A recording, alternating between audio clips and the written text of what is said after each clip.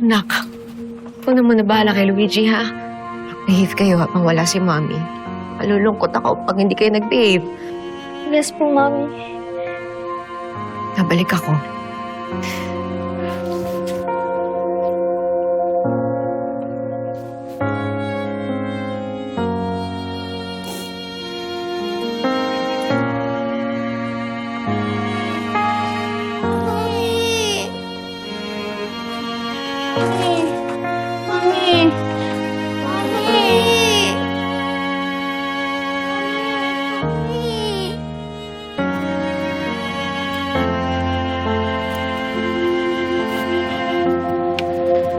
Sir!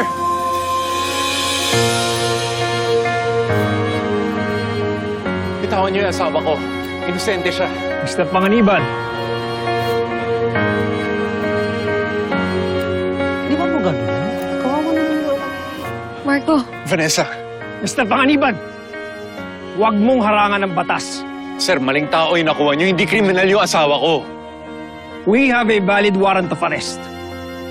Pagka hindi ka tumigil, kakasuhan ka rin namin ng obstruction of justice. Attorney Vanessa, get back to the car. Vanessa. Vanessa, bakit nila to ginagawa Vanessa, sa'yo? get back to the car. Vanessa, bakit nila to ginagawa sa'yo? Wala ka namang ginawang masama. Inosente ka.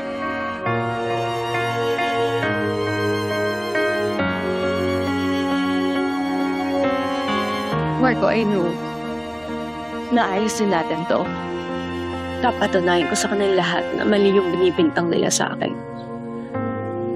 Sumunod ka na lang muna sa presinto. Doon na lang natin to ayusin. Huwag mo munang paguluhin yung sitwasyon. Please. Love. Paano ba